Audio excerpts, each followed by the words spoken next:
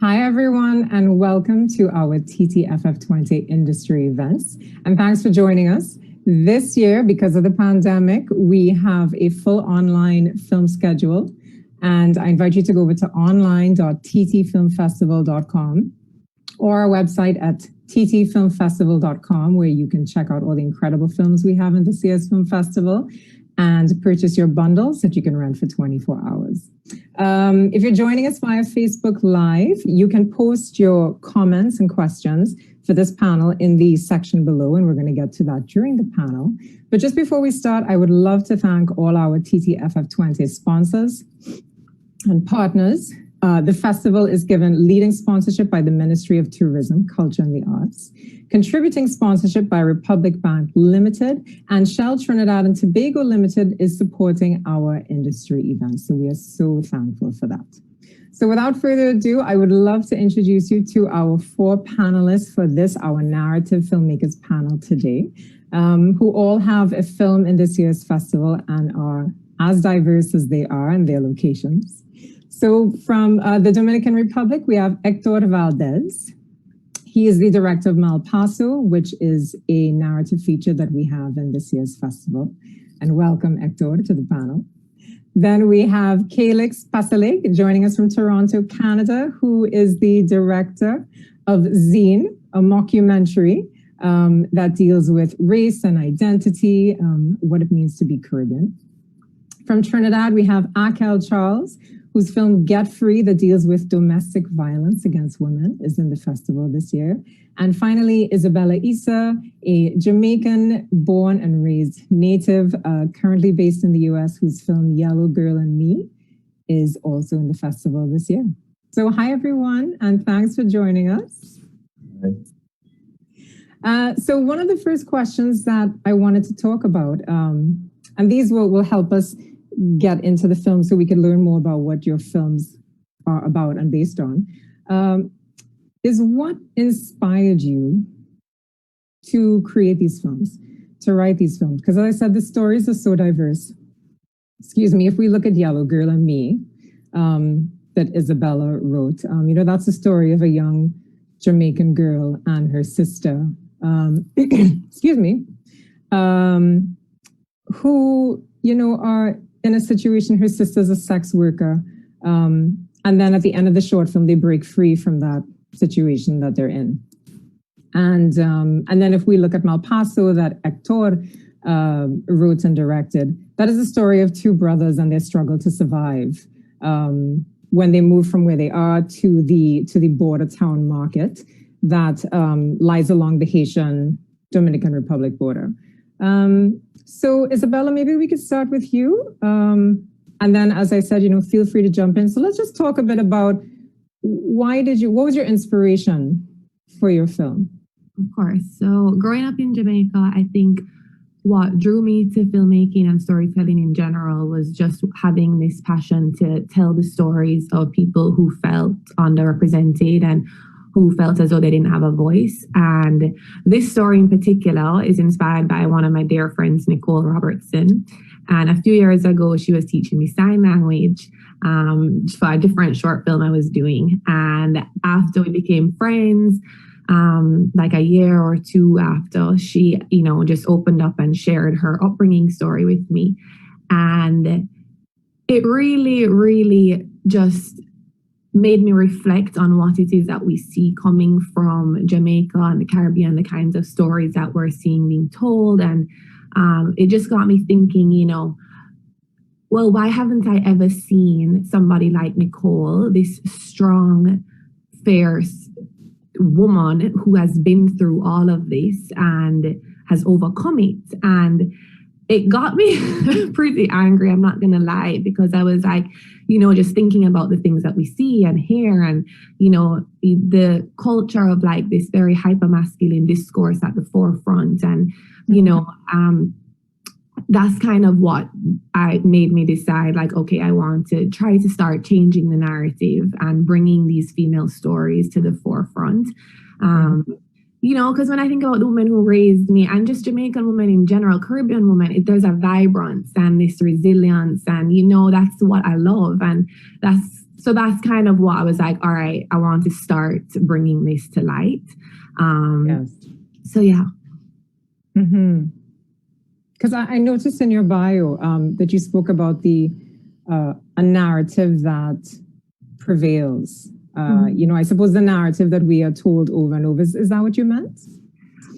Yeah, I mean, for me, like I've always been interested in just, the connections between people from different places and different cultures and bringing those stories to ones who, that I feel like never really gets a chance to be understood and appreciated. And, with something like this, my goal is to make it into a feature. And so that will kind of tackle more, just the differences in that community that they're living in and a different community that Nicole will end up. And, just kind of digging deeper into the dynamics in Jamaica. Yeah. Of that, yes. And often a short film is the way to go at the start. Whether it's your proof of concept or you need to even see it for yourself, see if this could work into a longer format. Right. Yeah, very much so. And Héctor, what about you? Let's discuss Malpaso a bit. That story was, of the two brothers, it was a bit heart-wrenching to see. Their struggle and whatnot. So if you could, talk a bit about your inspiration for that.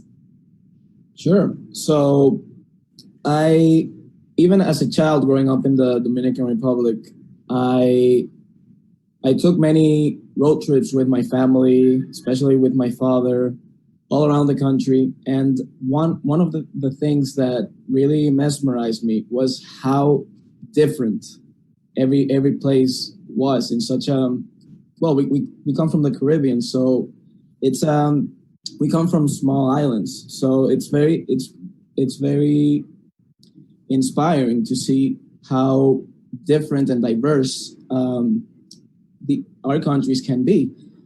But one of the things that really shocked me was when I first visited the border. I was probably about 12 or 13, and it was completely removed from anything that I had seen, and by that time I had seen a lot of the country, and I had been to many towns. I grew up in the main capital in Santo Domingo, and it was still very, very far removed from anything that I had seen. And something that really surprised me was the reality of the children living in the border.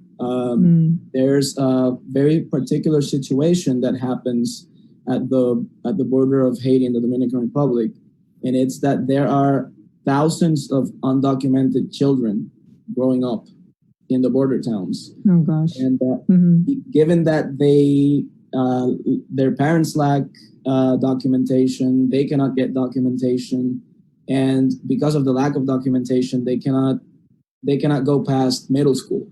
Most of them don't even bother going to school. And another thing that really caught my attention was also the border town market. Each border town has its own markets that are shared with the counterpart from Haiti.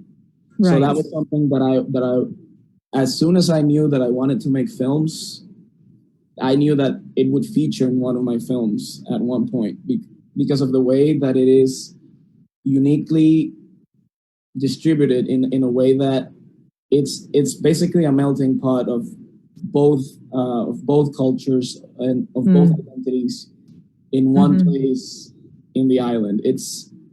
So I think that was the spark of the idea. I wanted to do something about the reality of the children. I wanted to make something that raised awareness and made the audience relate to what it's like to grow up in the conditions that are lived in the border, because this is something, like I said, that is far removed from even how people in the city live, people in the smaller towns live. And it was also an inspiration for the story in terms of how it deals with the concept of time. You feel like time doesn't flow in the same way that it flows in the city, in terms of how, like, the city, for example, Santo Domingo, our capital, is an ever-changing landscape. it changes every 2 years. The skyline changes every 2 years. Whereas you go to the border town of Malpaso, it's the same as it was when I was a kid. Really? So that was something that I wanted to shed light to also in the story. And I think that it all mixed in Malpaso in such a way because I wanted to tell. I always look at it as a sort of as a Caribbean Oliver Twist in a way, because that was what I set out to do originally. Right. I wanted to create.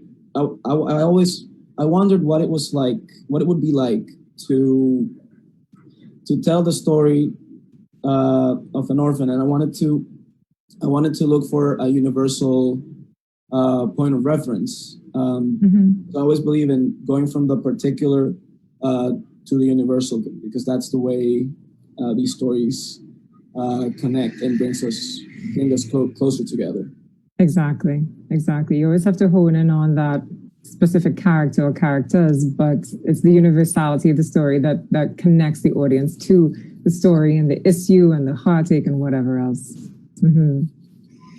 Okay, great. And Akkel, why don't you tell us a bit about Get Free and your inspiration for the film? My inspiration for the film, actually, it was a processed one. I believe it first began in the late 2017, where I noticed a huge spike within domestic violence against women. And for me, that was very disturbing, because all I know is females. I have sisters. I only have a brother from as recent as 5 years ago. I have five other sisters. Oh, wow. Right. Yeah, and plus my mom. So for me, I developed a lot of care for females. And I had a lot of,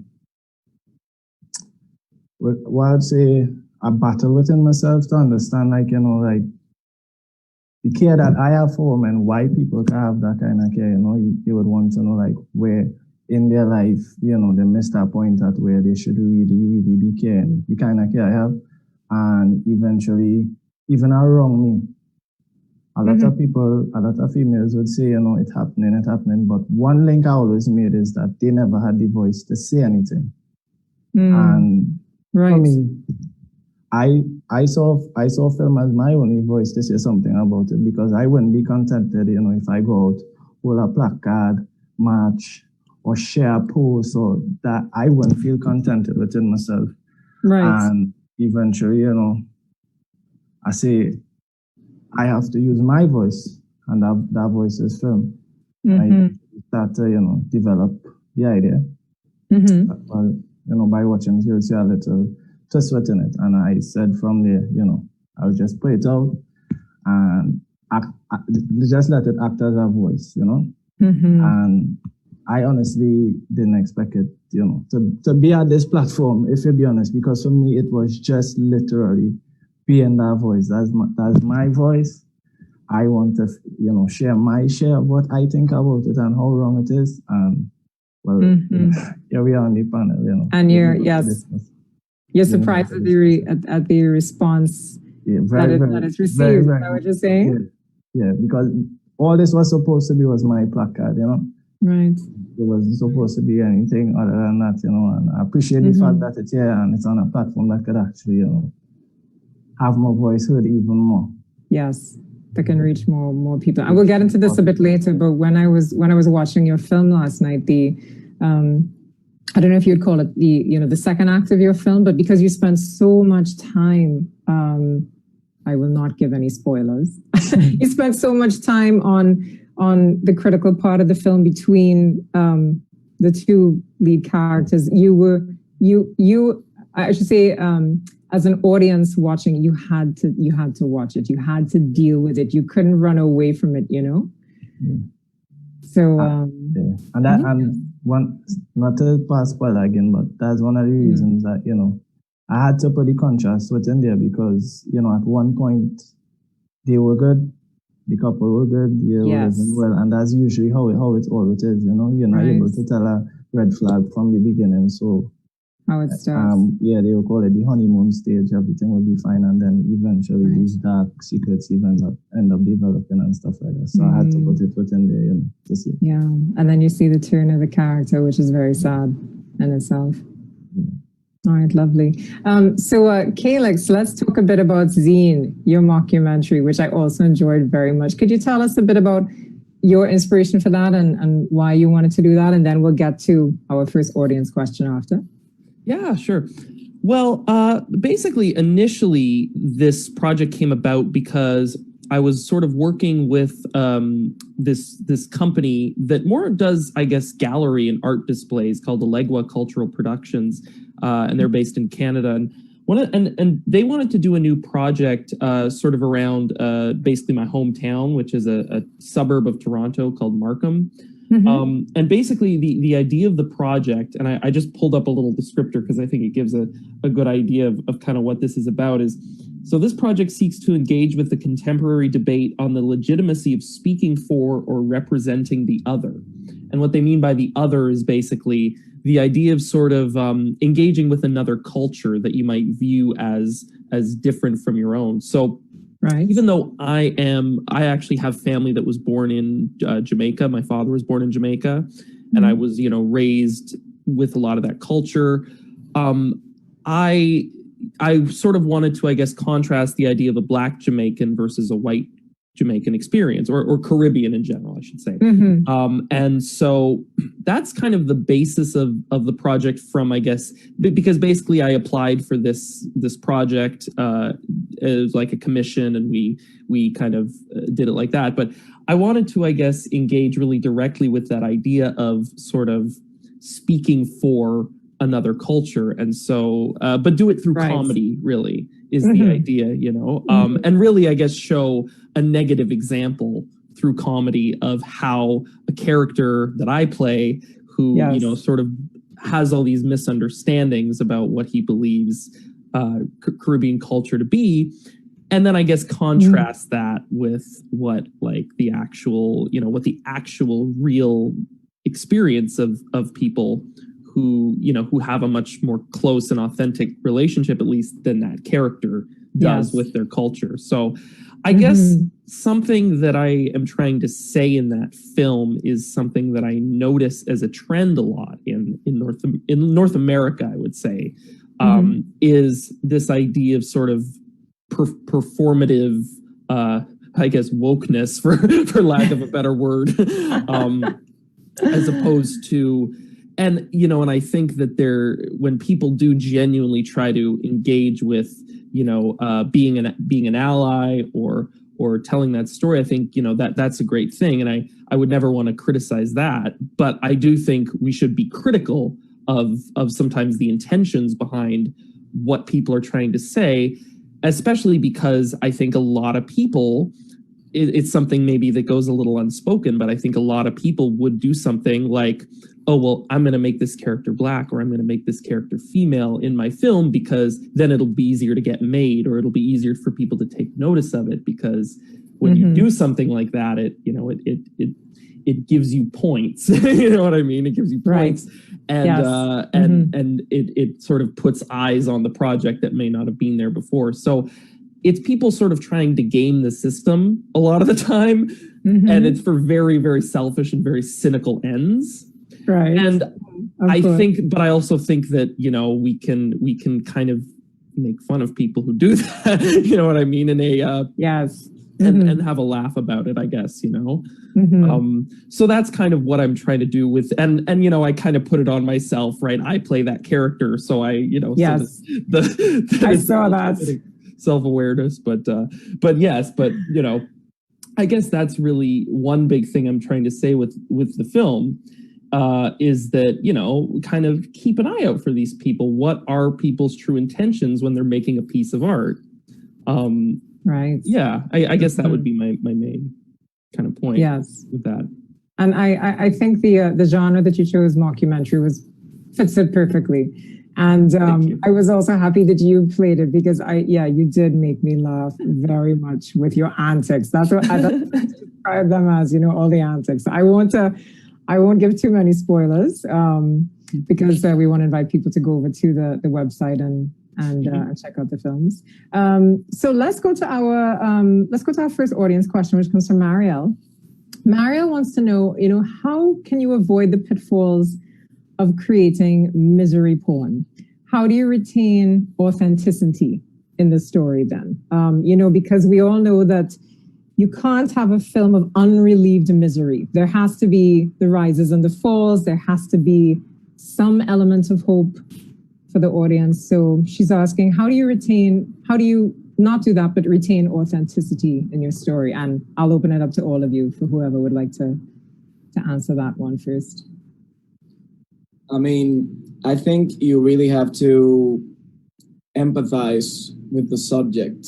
And you cannot, I think that one of the surest ways of falling into the pitfalls of misery porn, which is something that we as a crew continually discussed when we were developing Malpaso, was how not to fall into creating something that is misery porn.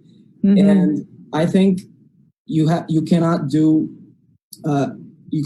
tackle a subject from the distance. That's something that at least to me was very important as a filmmaker, that I really became familiar with the place, the people, the situation. You cannot be even partially divorced from what's going on, because I think that's the way you find the humanity in the story. That's the way you find commonalities, which are what make a story universal.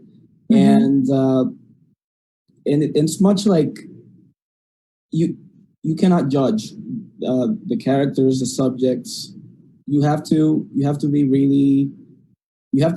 fight to be really objective and really understand why things happen a certain way, or why things are lacking, for what reason things are the way they are. And I think that's one of the, to me, that was one of the ways that I think that I managed to avoid falling into that pitfall. And also, I think I think one of the best ways also to approach the subject is through the lens of the character. And I think that's right, by having the empathy that you're talking about. Yeah. Stepping into someone else's shoes. Definitely. And this is my question, but a bit of a follow-up to that, which has to do with writing process, and how much research goes into it for all of you. How close do you get to your story?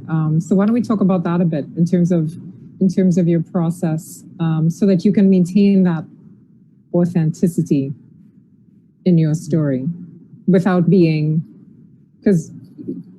condescending or whatnot, being a supportive filmmaker. So, Calyx, would you like to take that one? Sure, yeah. I mean, well, what I was going to say is that I actually tried to initially just write my film as a script and type it out. And I noticed that ultimately it just wasn't working, because I was sort of maybe idealizing certain things, or making it feel just a little too forced, or focusing too much on kind of making the character a certain thing. And so I abandoned that really quickly. And actually this kind of ties back to that audience question too, in terms of authenticity, because what I was trying to do, I guess, what I realized I wanted to do was make it very improv heavy, basically, for one thing. And what we did, how we actually filmed it, was we would maybe just jot out, like, in point form notes, kind of scenarios of things that I would try on the day. But then we actually, it was more just me kind of throwing suggestions out to the other actors and getting them to react. Without really telling them, and without necessarily pre-planning what to do. Sometimes we'd maybe go back and retake something, but generally it was actually just very sort of improvisational, almost the whole thing. And then on top of that, also, we actually cast some of the people in the film. Some of them are actors, but some of them are actually people who've never really acted before. And so we were getting people like Andon, for example, who does a big monologue at one point about growing up in Grenada for the first 17 years of his life. And he talks a lot about, like all the kind of difficulties he experienced living there.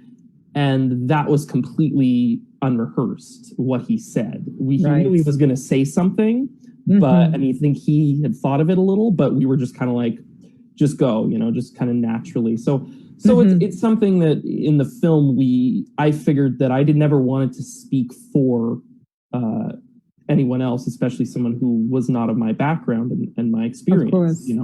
I've grown up in Canada my whole life, so I thought if I'm going to sit down and narratively write this out, it's not really going to be authentic. So I guess for me, the way I did that was through improvisation and through kind of giving those reactions, giving those words to the people who have that experience, who I viewed as collaborators. That's what I was about to say. With improv, it's such a collaborative process. Yeah, exactly. No, for sure. For sure. And Akkel, what about you in terms of what was your writing process like for Get Free? Did you find you had to do a lot of research? Was it more fluid? Can you speak about that a bit? It actually was a bit fluid, I would say, because initially before I actually wrote it, I felt a lot of it. I felt a lot of it, really, so I was kind of overwhelmed, with emotion. So I had to kind of, put myself, take some days, just relax and not just use the script as some way to vent, because it might have turned out into something totally different. Of course. I went through the thought process, understanding, but I just wanted something that, could speak to everybody. So, I just took that brainstorming period to add numerous scenarios or numerous ways that I could go about it, but I just wanted one direct part that slightly everybody could connect to. And with that feeling, usually when I write, I always attach a song to it. So like, hence the reason the title Get Free. And like I listen to that song for an entire hour.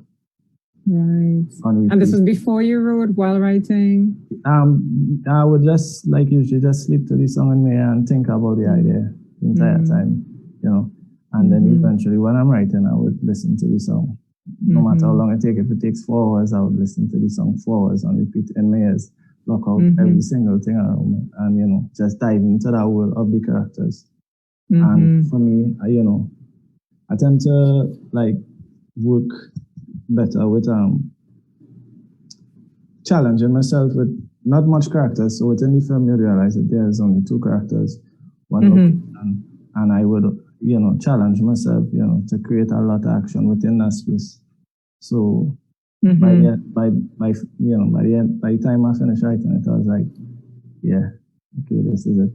And when I actually went to shoot it, I would say that if you compare the film and you compare the script, it's 2 totally different things, because it actually acted as a guide, because again, most of the time that feeling that would come out right again was so much more than the script. So I had to be very careful with directing it, because again, you didn't want that to skyrocket into another venting venture. But of course,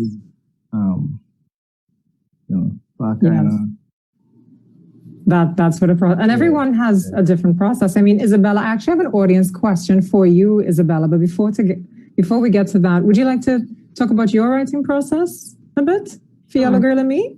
Yeah. So I think so much of, how I was feeling came from my conversation with Nicole, and after just listening to her, because she was a close friend for me, and after sitting down and actually listening to everything she had been through, I was just in this weird place where it was like, when you know somebody and you see how they are, and like, she's just one of the brightest lights ever. And to know that she had gone through all of that, and you would just never, ever, ever think that happened to her or she had been through any. And it really just spoke to how strong she is and just the woman that she is. And after speaking to her, I was just kind of like on fire to just write the script. And so it was a very fluid for me for that like month or two before I went back to school. But something that really played into it was the budget. That was kind of like what made us have to rewrite a bunch was, you know, how much we could afford because we were shooting.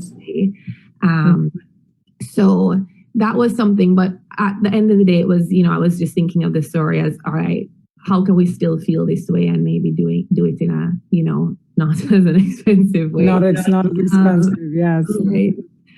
So for the most part, the story definitely stayed the same. But in terms of my writing, it was very, very fluid. And I did some, like when we had rehearsals, you know, I would see dialogue wise what felt more natural. And I was very willing to just change that around, you know, in the moment. Yeah. It was more natural. And actually that will take me to the next part of our discussion, which is casting. But before we do, we have an audience question for you, Isabella. This comes from Jeremy. Apart from Nicole's story, did you interview many women in your research, or was her story the foundation for your commentary on such issues which are considered taboo? I didn't sit down and interview anybody. It was more Nicole's story was the foundation, but that's what kind of made me sit down and think about other stories that I knew and kind of, you know, focus on those as well. Because it's not, The Yellow Girl and Me is not just Nicole's story. It's changed a lot. It's just inspired by her story. And, you know, I wanted to focus on other themes like sisterhood and family and bring those kind of in there. You know, that kind of search to, you know, like loving yourself again and whatnot. But yeah, I used to work with some younger girls and like knowing what they had gone through. It was kind of a combination, people who are very close to me, like just, you know, being a woman and what that means. And so Nicole definitely was the reason I sat down and was like, okay, we're going to sit down today and really think about this and, you know, dive in deep. And tell that story. And, you know, actually, when I saw that, because I think that's the first text on screen that comes up at the end of your film, my first thought was, she is brave. You know, for someone to also allow their name to be put up on screen, because you could say inspired by a true story, but you don't have to say whose story it was. And that was my first thought, is that this woman is brave. No, she is. She's incredible. And it was funny because what you saying that kind of gave me chills, because I just remember showing her the film and for the first time, and she, you know, she had never sat down and she was never like, this is how anything looked or this is not how anything really felt. It was more just facts of what happened and you know what that meant. And so her watching it and her then telling me like, this is how I remember everything, and you know, was just incredible. Really, really, really special. That is, and that confidence that would have existed between the two of you, you know, in order for her to allow you to tell her story is very special as well. So let's see, before we get into casting, we do have another audience question from Niala. From script to screen, what was your most unexpected experience of making your film, or most unexpected takeaway? Who would like to jump on that one? Your most unexpected experience of the process. Akkel? Yeah, I would say mine because it would kind of jump into casting as well. At the point in time where I was about to shoot the film, you know, I was, you know, pushing myself to go through the entire film process. So I actually had casted an actress who, you know, I was working along with the entire time. I was like, you could be in one of my films tomorrow. Yeah. Yeah, she was like, yes. I was like, yeah, tomorrow. And she was like, yeah, okay. You know, I didn't doubt it. Incredible. Yeah, I didn't doubt it at any moment because, you know, I know the capacity at which she works from seeing, you know, other projects and stuff. Funny enough, in one day, that we have this outcome. So it was serendipitous. Yeah, it shifted my thought process, because I was comfortable, worrying about other things. And for me, I do usually tend to cancel because of availability, budget, and stuff like that. So funny enough, I didn't cancel. I was going into the following day knowing that I had no actress, but just trusting the process, and she actually came about. And that's unbelievable. Yeah. That's fantastic. We were all very pleased that it worked out. I am too. And Isabella, when you and I first spoke in one of our conversations, casting came up, and it was so hilarious to hear you talk about that. So can you talk a bit about the casting for your film? Could you share that with our audience? Definitely. So I quite liked it. My main goal was to be as authentic as possible. So when we started, I was like, we're not casting anybody who isn't Jamaican. Like, we're finding these Jamaicans in LA, and that's it. Like, maybe if we have budget, we can fly somebody from Jamaica. We didn't have that budget. So I was like, okay, first we're going to find a little girl. We were searching for, anywhere between like 8 to 12, looking for these Jamaican girls in LA. Could not find any. And the receptionist at AFI, she was kind of like my second mom throughout my years there. And she was like, Bella, she is Jamaican. And she's like, Bella, I have a granddaughter. She's not Jamaican, but, her parents are Jamaican. Like, I'm Jamaican. Like, we can just start coaching her in case you don't find anybody. And I was like, I don't know about that. Like, maybe, but, I don't see that really working out. And so I was trying to search. We found a few people, but didn't work out. And, then Dior, who plays Nicole, came in, and she, at first, hearing her try to do the Jamaican accent, it's adorable, but it's not real. And so I fell in love with her immediately, and just her willingness to try everything and to just be present every single time. You can't find that in kids, and it's hard. And so went with her and just ended up taking out a bunch of the dialogue and, coaching her through, just what she ended up saying, and having Tristana, who plays Yellow Girl. She's fully Jamaican, so that was a blessing. She just auditioned through our casting director, but as soon as I saw her tape, phenomenal. Like, she's just a beautiful person and an actress. And that's the actress who played her older sister. Right. Right. And then finding Blacka, who plays Javoy.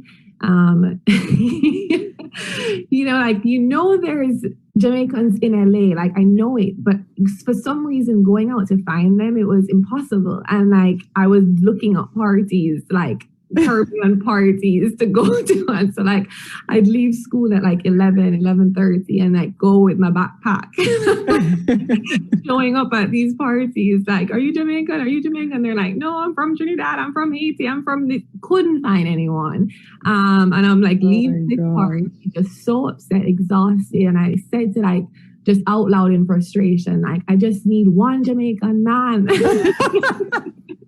And then all of a sudden I hear this guy in line, and he's like, what you just said? And then I was like, please come and audition. I don't even audition, I'll take you. And he was like, yeah, man, of course. And of course he didn't pull through, really. Classic, but right. After that, a friend was like, Bella, I know some people in the dancing community, and so he sent us Blacka, sent us a few other dancers, and Blacka came in, and again, he had never acted before, but just his willingness to come in and just be there and try things. At one moment, I gave them each an animal to be in the room, just to see the chemistry between the three of them. And I gave him Snake, and you should have seen him. No, he did not care whatsoever. He was on the ground, slithering through the chairs, everywhere. He just went all for it. And especially with a story like this, you think, okay, well, there's a moment where, you're going to confront this little girl, and it's going to get awkward, and it's going to get scary for her. And, you know, for having both of them never having acted before, that was something I was super, super just aware of, making sure we went about that the right way and making sure everybody felt comfortable on set. But yeah, I mean, I love working with non-actors so much. And that pulling this off with them, like a scene like that, just gives me that much more confidence moving forward, you know, working with non-actors again. That's incredible, because I think, you know, maybe sometimes people will get stuck in a wheel thinking that I need to work with professional actors. I need to work with professional actors. But I mean, time and time again, we've seen how you can find jewels in non-professional actors. Héctor and Calyx, what were your experiences in terms of casting? So basically, at the point where I had the first draft of the script, I knew that if we couldn't find Cándido, the albino brother, we didn't have a movie. Everything, the casting of the brother, the casting of the grandfather, even the casting of the man that's on his way to the border, it all depended on us being able to find him. And it's like you said, it's like working with non-actors, you find it's such a fulfilling experience, and you find such jewels along the way.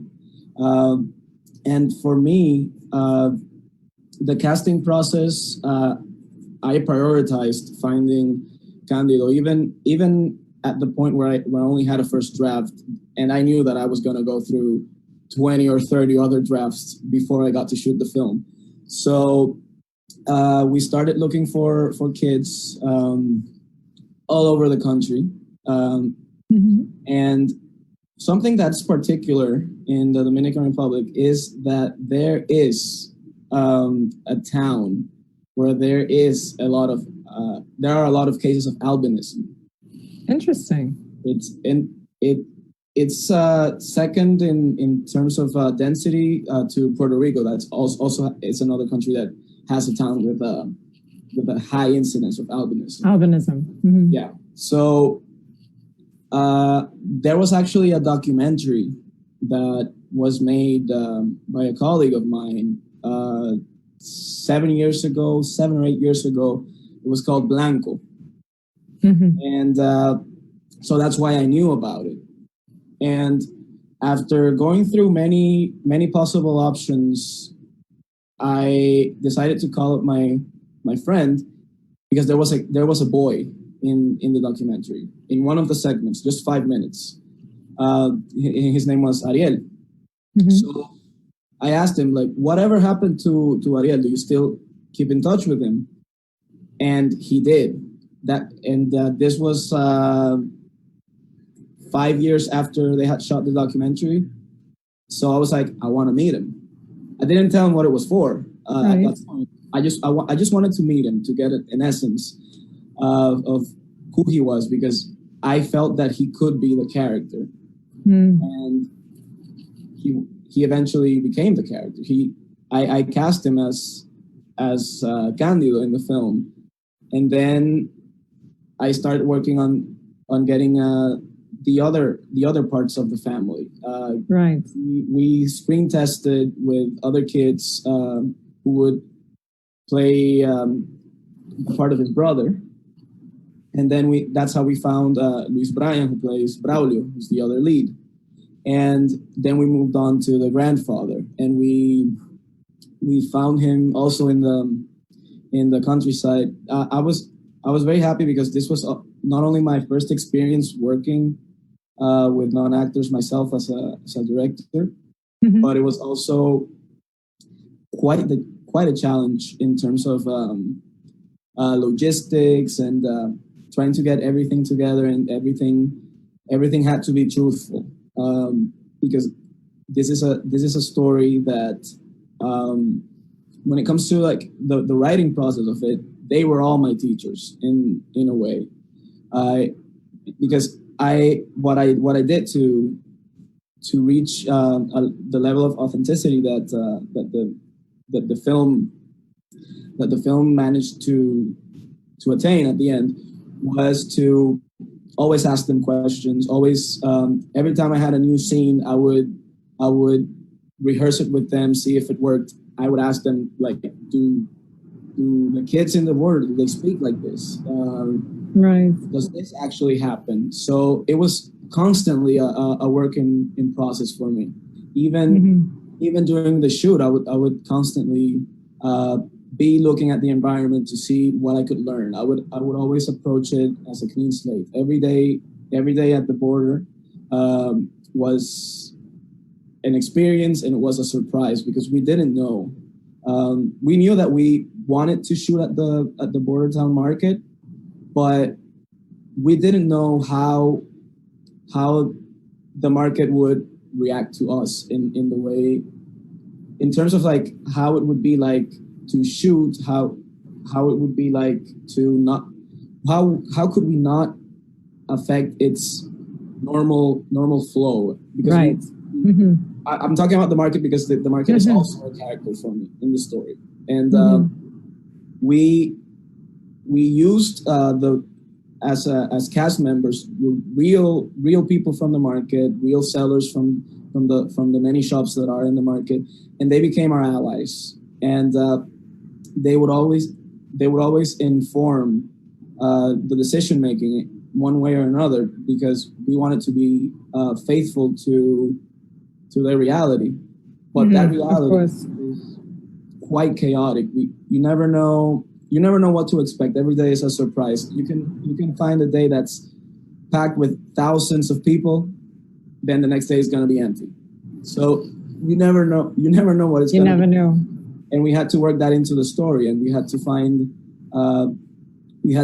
ways for us to become a part of that community. And that was the entire casting process consisted of that, of finding the two boys, and of finding the right allies in the market so that they could be the rest of the cast.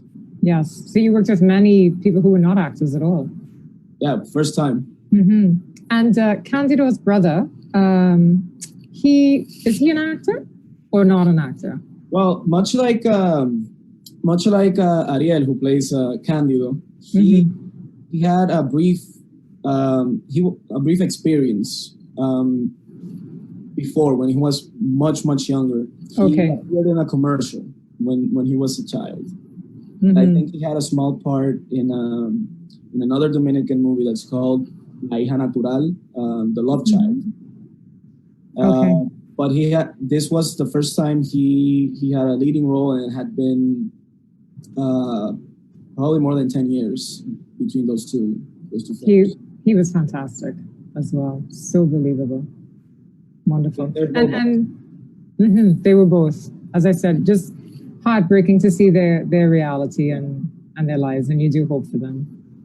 And Calyx, what about you? Because the mockumentary, I find with the mockumentary genre, it makes you question, as you're watching it, it makes you question, you think, oh, wait a minute, are these real people, or were these actors who were hired? Or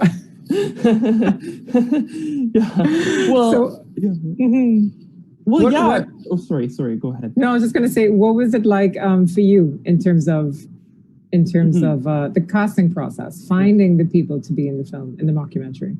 Well, yeah, I mean, first of all, I will say that is kind of the point, is that's what I love about mockumentary lines, right? Between, always. And I love like messing with the audience's head like that, But yeah, so I would say that the casting process really started with basically my best friend. I brought him on to be co-producer on this, and he's produced stuff with me in the past.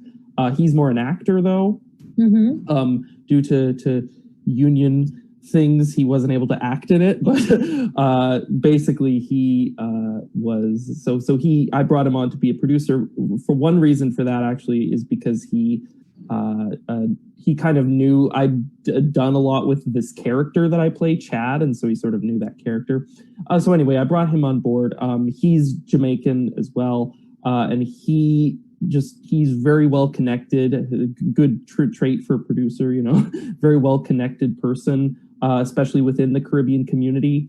And so he immediately kind of was setting up meetings for me with people that I could meet. And sometimes I didn't even, like with Yannick, who plays the character James, or Big Eddie in the movie within the movie. And then also Danny, who's the guy, he's the guy who comes to the first meeting and then leaves after. And then like quits production, who he speaks like only in patois the whole movie. Both of them, I didn't even audition them. I didn't ever do like a camera test or anything really. I just kind of met them. I sat with them. We went and got dinner together. And, you know, and I walked out of that meeting saying to Richard, like, I want those guys in the movie in some way, you know, because they just have a great presence, you know. And we did little rehearsals and stuff with camera after, but in terms of like auditioning and so casting, and I think what's interesting is the continuity between all the different films on this panel is that they all really use non-actors, because both of those guys they're not actors. They're both, and again, what I thought was interesting too was they're in the dance community, because Richard, my producer, is also really in the kind of dance hall, you know, dance community in Toronto. Yeah, and so a lot of people from that are sort of based around his you know, his circle there. Yeah. So and then I did also put out a casting call. So Tarek, who plays the director of photography, was brought on through just a more traditional casting process, I guess. So it's kind of a mix of people who are actors and then people who are just and then like, who are not. Yeah. Actually, Tarek was very familiar. I wondered if I knew him from when I was there. I said, I know that face. Had I seen him in another film or somewhere else? I didn't know. Might be, you know, because he acts in a lot of things, Caribbean-based things in Toronto. Yeah. Fantastic. It's so nice to hear about that mix of actors and non-actors in films. As we said, you could find the jewels and you just never know. Yeah. So yes, definitely. So something else I wanted to go on to was the filming process. I know when Michaela, one of our volunteers, had spoken with Héctor, you talked about how you filmed differently this time. And, you know, we find even sometimes that with narrative films, one may employ documentary techniques sometimes. So I wanted to open up that part of the conversation now. And if we could talk about what the filming process was like for each of you. You know, we could even, if you even want to go into details in terms of, you know, number of days that you had to film and whatnot, were there any challenges and the like? We can discuss that now. So, Isabella, shall we start with you? Sure. So we had, I think it was 4 days.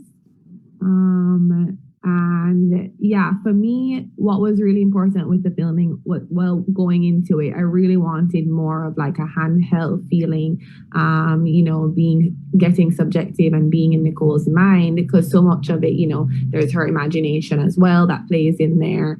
And my cinematographer, Diego, he actually came to Jamaica with me for a few days, just because he was, you know, he wanted to get a feeling for the place. And so that was really special. We went into different communities and, you know, he, you know, got a better understanding. And when we went back, I think we were really limited because of the locations we were working with there, trying to, you know, make it still look like Jamaica.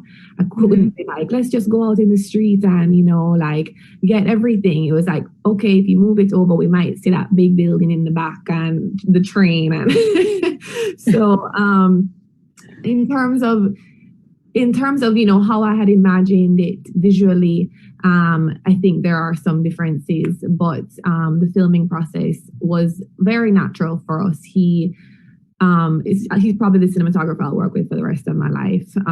And, you know, just his ability to really, you know, get in there and, you know, capture how how she's feeling in these moments. And because so much for me, I think of being a child, you can't really separate imagination and reality. They kind of are always together. And so, attempting to pull off those sequences, like when it's raining on her in the tub and whatnot, it's a little scary going into it, knowing like, okay, well, we don't know if we have any reshoot days, and we only have like 3-4 days to get this done. The filming process, it's always my favorite. And your favorite part of the process? Yeah, of course, you get on set, something can just pop up that you never thought of before. You have to just have that mentality of being present in where you are, because you might miss something if you're just too closed off and thinking, it's already perfect as it is, like we're shooting, no changes. Of course, you'll miss so many things. Like even scouting, in my mind, I never imagined, that skylight shot of her in the tub. I didn't think that was something. And when we found this location, it's probably the only reason we went with the location was because in the bathroom they had that skylight. I just imagined, her feeling so small after just having experienced something so traumatic. And it meant we had to repaint the entire house, decorate this entire house. It was completely like just abandoned and painted this awful purple color and just filled with like garbage. It was gross. But seeing the skylight, I was like, we're going to go with it. With this house. We have to. That one element, interesting. But one element can be very powerful, and it could just change your mind, and as you say, hook you into saying, we need to go with this. Exactly, because I think the best idea always wins. And something I see a lot of that I wish would just change is filmmakers feeling like whatever they've already decided on is the only way and it's the best way, and having a very closed off mentality to the places and the people around them. It's that ego, and I understand what you're saying. And would any of you like to speak about the filming process? Yes, Héctor? Sure. So to us, it was our cinematographer. He put it very clear the first time he read the script. You're either gonna succeed beautifully or fail miserably, because we, like I said before, the marketplace was gonna be our biggest challenge. We knew it from the get-go because it has a life of its own, and there are many things that we couldn't control, of the way the market operates. The hours, the vast amount of people and vehicles. So I think we had to reverse engineer a lot of things in terms of our process, and see what things we had to do different from any other project we had done before. And one of the new the techniques that we used was to employ documentary style techniques when it came to the market. So what we did was we became a fixture of the market very early on, months before we shot the film, just so that they became familiar with us, just so we knew the community and the community knew us. So one of the things that we did once we were actually shooting the film was to not really say when we were shooting, in terms of everyone knew that we were going to shoot the film, and everyone knew who was going to be in front of the camera and who was not going to be in front of the camera. But we just let things flow the way they naturally did, and so I didn't call action many times. We blocked the scenes even like a day or two before, when there was no people in the market, so that the kids and other actors could move freely, and they knew what they had to do. But once we were shooting, we were as a crew, we tried not to get seen, so that way we thought on camera the most truthful reactions, real reactions, and there was even one time in the film. This is a minor spoiler. There's a scene where the two brothers they steal some money from a store, from one of the stores at the market, and the store owner chases after them. The first take we did, some of the people didn't know we had already started shooting, so they thought it was a real robbery. So we had to go outside of hiding and be like, no, this is part of the movie. Don't worry, this is part of the movie. And so many things happened during our shoot that are part of I would say the anecdotes that I will share for the rest of my life, because it was a wild ride in the best sense of the word. But also, one of the things that in terms of shooting, this is also it's not usual nowadays to shoot a film in much less a feature in black and white, but it was very important for us to do it that way for three particular reasons. In the most metaphorical, allegorical way that you can think of would be, it represents both brothers. There's a story that they tell each other throughout the whole film, recurringly, that it's about where they come from and why one is as white, bright as the moon, while the other is as dark, black as night. So in that way, that was like our first approach to black and white, the poetics. And then from a more technical standpoint, it allowed us to achieve two things. We were able to mix formats in the market. We shot with an Arri Alexa, most of it, but for some pivotal shots, especially the most spontaneous shot at the market, we used a much smaller consumer end camera. It's the basic Osmos model. It's like this big, and we would just walk around the marketplace. Our DP, he would have like a handkerchief or a towel over it, and we would just walk around with the kids, and we would get all sorts of spontaneous reactions, and they didn't know we were shooting at the time. Okay. And the other aspect that really helped with the black and white is that there are a lot of competing elements. There's a lot of color. You know, the Caribbean is very colorful, and the border is particularly colorful because there's a lot of products, there's a lot of brands, there's a lot of elements competing for your attention. So in the frame, the black and white, ironically, makes the story even more realistic because it allows you to focus on the characters rather than the competing colors that are in the frame, in the shot. And I feel like that was our biggest takeaway with this in terms of process, was that even if it's a fiction film, we had to be open and approach it with open eyes and be ready for the unexpected, as you would in a documentary. In a documentary, yes. And that relates to what we were speaking about earlier, which is authenticity. And this has to do with a question from one of our audience members as well. And I'll put this one to Akkel and Calyx. So we're talking about maintaining authenticity and representation in your films. How do you feel using Get Free and Zeen? How do you feel that you've accomplished that in your films? Yes, Akkel? Yeah, like I mentioned earlier, you know, my battle between not using the film or representing the film as a venting scheme.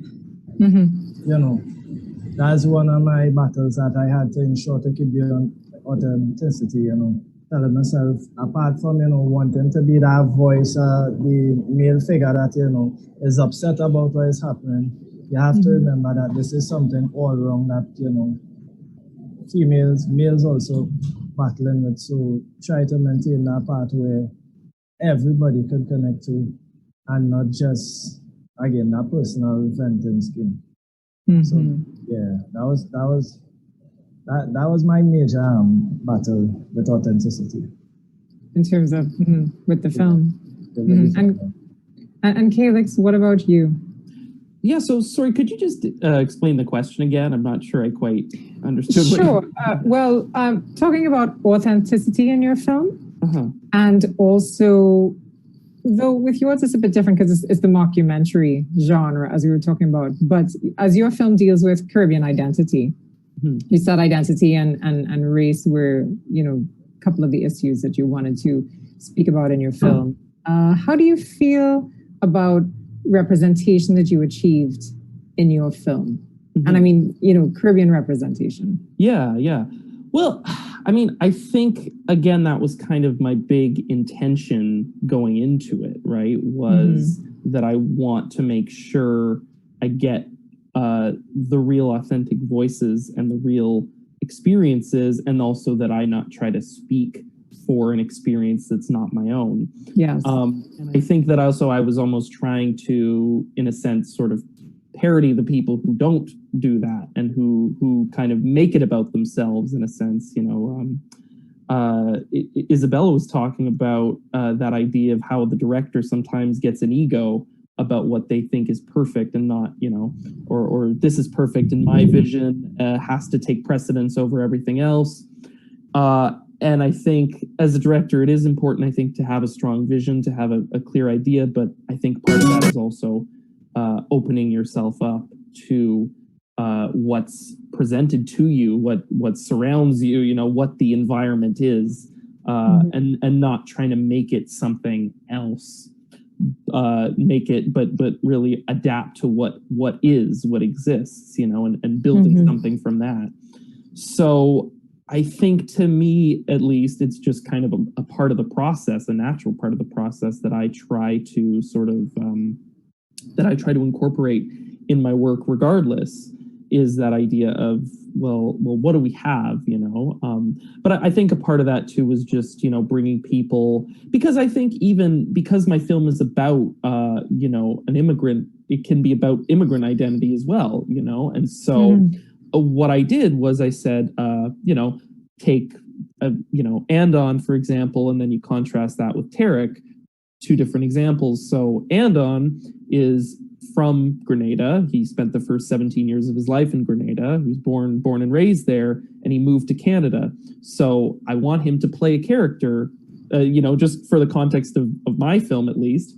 I wanted him to play a character who was an immigrant who spent the first 17 years of his life in Grenada and is now in Canada. Whereas Tarek, I wanted him to play someone who was born in Canada, but has those connections and those roots to Guyana for him. So to me, it's what I was trying to do was just have it be authentic, because it's kind of saying I said to the actors, you're basically playing versions of yourselves, heightened comedic versions of yourselves. But in terms of your background and your experience, you are what you are. Yes. And so that's how I tried to do it. I mean, I kept it very simple, and part of, I guess, shooting it like a documentary for me was really that idea that it was a sort of a production logistical thing in a way too, because we were a little bit limited for time. So it's like we just keep it moving fast and you shoot it like a documentary so that you don't have to worry about every single setup, and the camera can fly around and it can shake, and and it can be improvisational in that way. Yes. Right. So we wanted to incorporate that, but then tying that into the camera work and the visual side of it, it's also the actors and their sort of authenticity that they bring is very simple. It's your background is your background. So exactly, your history is your history, and you can speak that as truthfully as possible when you're playing that character, I guess. When you're playing a version of that as a character. It's not like you have to use your imagination and jump to something else. You know what I mean? It's that, okay, well, let's get accurate representations of that, be your background. You know? Because that is your reality, exactly. Yeah, because it is your reality. Yeah. Yeah. Now, I have an audience question from Soraya. How do you balance, or how did you balance shooting to script? Well, we were just talking about this actually. How did you balance shooting to script and improvising on set while taking into account budget and time constraints? And that would actually lead us into another part of the conversation that has to do about financing. Isabella, do you want to start on this one? Because you did mention about, how the budget, you always start with this budget and then you have to, at times, well, in most cases with independent films, you have to make that budget smaller to be realistic. Yeah, I mean, a big thing for me with this film was deciding to go ahead and shoot it in LA, because there was always a part of me that knew if I waited and came back home, it would be a lot, less expensive, and it would be actually in Jamaica, and a lot of those issues would go away. But for the sake of, doing it as my thesis and as a proof of concept, I decided to go ahead and do it in LA. And that did come with, a lot of things that we had to think about, like budget and time constraints. Because, AFI sets it out family, who we would reach out to, different organizations. But, a lot of that comes with, having to be very, very detailed with when you're going to do things and how you're going to do them. And so for us, pre-production was very, very intensive, and everything was planned out. Everything, we knew what we were going to do, everything. There was really no room to show up and be like, la-di-da, like, so yeah, it was just, having a great team and, having your vision and sitting down and planning that out and getting to set and, doing it. But a big part of that, which, I think is the director's job, is to show up and still somehow be able to be open and to be aware, because, yes, you have your shot list and you have your storyboard and you have everything ready to go, but you could show up and, looking at the scene, something could speak to you and you could see something differently. And that's, that's like, there was one scene in particular where we had in mind to show up and shoot it one way, and we got there and the production designer had put the mirror somewhere different, and it was supposed to be, and then we saw the scene differently, and we were like, okay, well, we can put the camera here and see this in the background, blah, blah, blah. And those are the moments that I just love. From being on set, and but what it really comes down to is being prepared and having plan A, B, C, D, because especially with blocking, you could have something, what you've rehearsed and it's great, and you show up in the actual location, because we couldn't go to the location before it was and do any rehearsals there. It was just, all right, we're showing up and doing it. But when you actually get to the set, something could feel uncomfortable for one of the actors. And, for me, it's important to give them that freedom to move on their own and not say, stop on this mark and blah, blah, blah, because no. But, that's why I think it's important to, have in your private book, like, okay, you could block it this way, this way, this way, this way, see what they do and maybe guide them in another way. But if it does work, then beautiful. Yes, again, exactly. All in the details. Yeah. All in the details. And Akkel and Héctor, what were your experiences with, insofar as financing for your films? Because I know, Isabella, you said this film was part of your thesis. Is that correct? For the AFI? And Calyx, you said yours was commissioned. That's correct as well? Yes, okay. That's right. So, and feel free to all speak to this as well, but Akkel, I could start with you. What was your experience in terms of financing and fundraising for your film? Financing within my film, everything came from me. I didn't have no base of financing, so I had to more or less finance everything for myself. It had an effect, meaning even with equipment location, everything was a bit limited. But I still decided that I would make it work. As in time, we shot the film in 2 days. We could say 2 days, because the first day I shot it and I went home, I was like, Something. The film is actually a conversion of the Buddhist. Funny enough, the most climatic scene that we shot, we had to shoot it within somebody's home, so that actually had there are time span. Time constraints. Yeah. And what actually happened is when we were shooting the last scene within the film, the following day, one of the neighbors came across and was like, we were about to call the police, but we weren't sure. We really thought that somebody was, actually having an event within the house. And for me, that was a learning experience, obviously notifying your surroundings that, of course. I think Héctor was saying about, the robbery where actually people thought a robbery was happening. Yeah, I could actually relate to that part, because having the neighbor come over and he's like, I was there, I wasn't sure, I was telling my daughter to call the police, but we didn't want to get into it, and thank God they didn't. Yeah, the second time around, actually went and notify the entire block that this is what happening, they hear noise coming from the house, Equipment and stuff like that. Again, everything was limited because of budget. I actually wasn't able to get any sound equipment and had to trust an iPhone 7 to record sound? To record song on the film, yeah. Because I'd done it already on my own, and because the time and availability of everybody, I had to make something happen. I used what I had and, did a little tweaking. And sometimes you have to just use what you have. Yeah, exactly.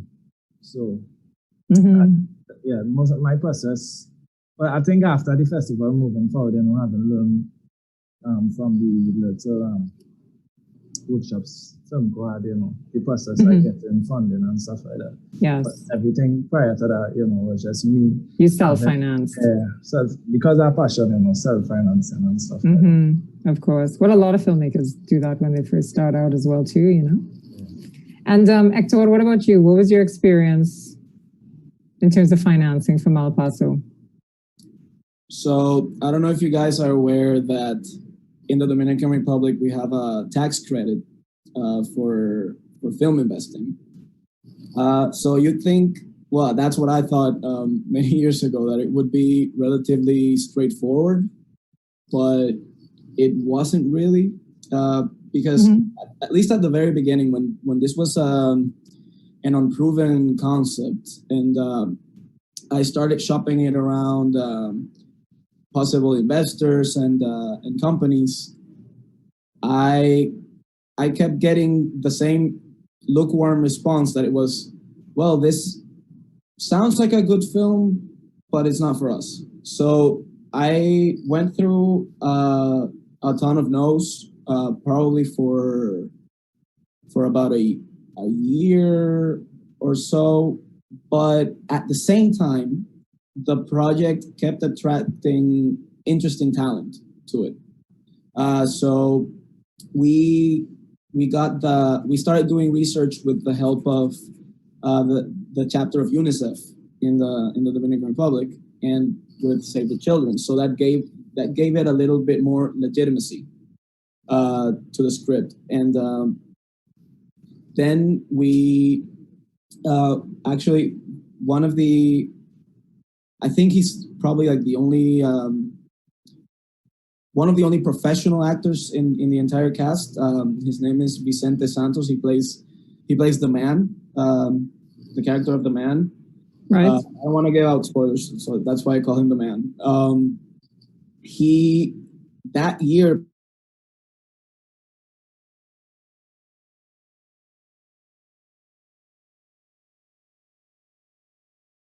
most festivals from the Dominican Republic, which was Cocote.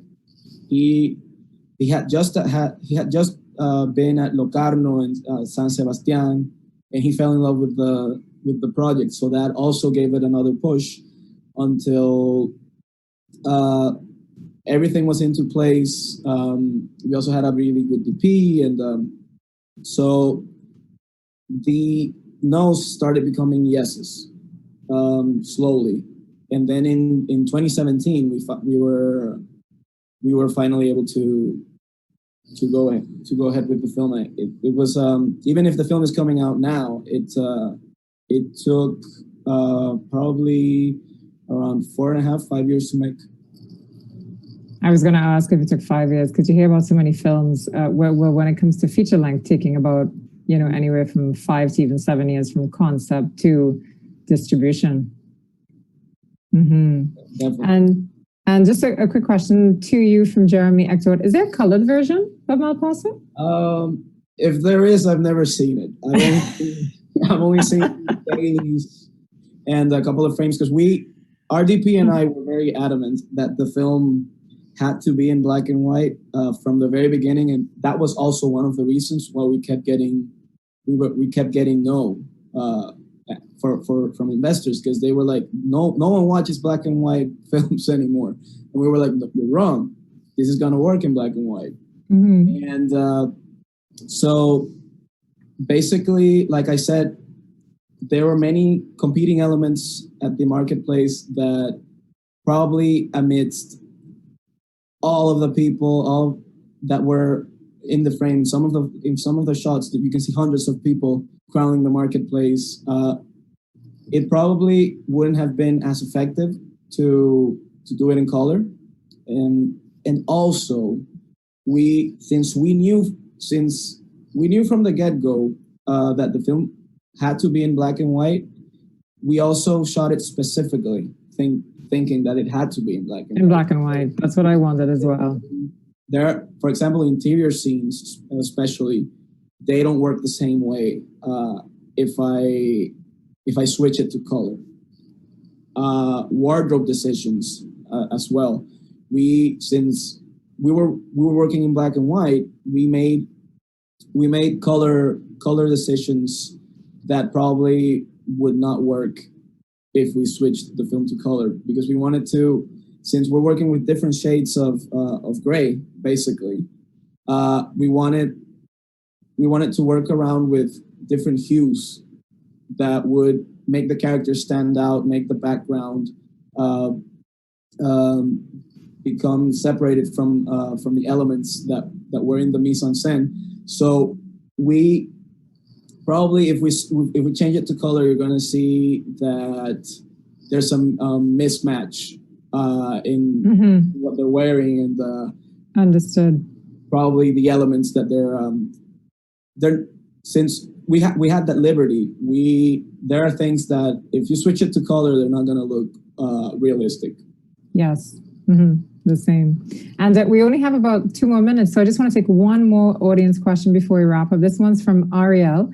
What's one thing you all wish you'd known before starting your filmmaking career? That's actually a great question to wrap this up on. Isabella, would you like to start? Sure. We only have 2 minutes, so we'll have to make it a little brief.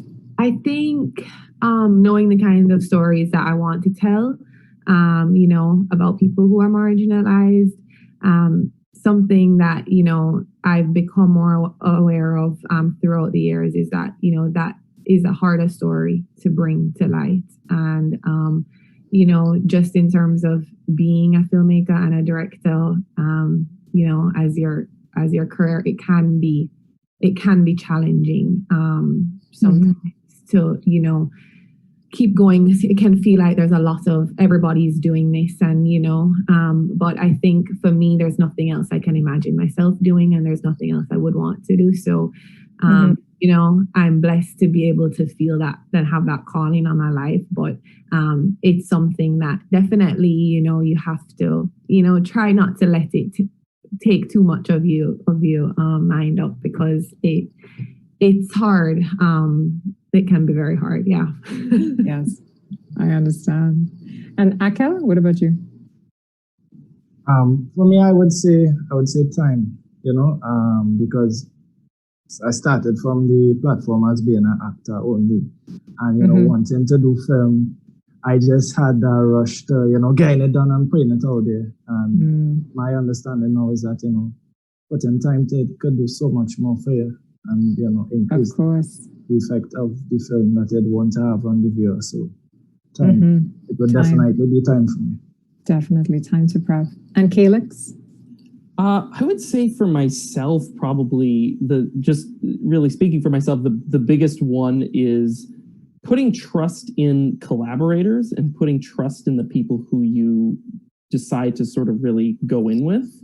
Because I know for myself, sometimes I want to control every single element and can be a bit of a control freak. And especially with Zeen, it was kind of this huge thing of just totally renouncing that trust totally renouncing that like giving trust to all the people I'm working with and renouncing that control that I felt I needed to have over every single aspect of the process. Yeah. And so really just kind of giving to your collaborators, letting them be creative, letting them have a creative stake in the project and feel that it's just as much theirs as it is yours, is a huge thing for me. And the sooner I feel like a young filmmaker can learn that, the better, I would say, and the more that they'll thrive, because you have an enthusiastic team, Yes, exactly. Who are invested. Yeah. That's great advice. Thank you. And Héctor? Building on what Calyx just said, I think that the crew is like a family, and that's one of the biggest blessings you can get in a filmmaking career is finding the right collaborators, people who are going to be with you in your ups and downs, because there are many ups and downs in this career, and learning to trust and finding people that will support your vision, but also empower the project as if it were also, they have to feel like it's theirs, because it is theirs. Everything we do would not be possible without the people we have around us. And I think that's something every young filmmaker should be aware of and should strive to instill in their productions, because there are so many unsung heroes in filmmaking, and there are so many incredible collaborators. And at the end of the day, it really shouldn't matter where the idea comes from, just that should be what's best for the film. So egos are not are something that should be left at the door when you embark on a project, because this is yes. Every project is a huge commitment when it comes to time, energy, creative efforts, money involved. Filmmaking is not, even if we tend to stretch our budgets and work on low budget films, filmmaking is not cheap. Filmmaking is a collaborative medium, and it's an expensive one. It's not something that one can do like on their own. And I think exactly we have to empower our crews and have people that can build us up when we're down. And I think that's something that I wish I had known when I started. Well, that's great advice to end on as well. And speaking of time, I want to thank you all so much for your time today. This was wonderful. We could speak about so much more, but I think we're going to be here for hours. So Héctor, Calyx, Akkel, and Isabella, thank you so much. So lovely to meet you all. And please, everyone, head on over to online.ttfilmfestival.com or our website, which is ttfilmfestival.com, where you can see the other industry events we have coming up, such as our panels and presentations. And of course, to purchase the bundles to watch the incredible films that we have this year. So thank you so much. And we'll see you soon for our next one. Bye. Thank you. Bye.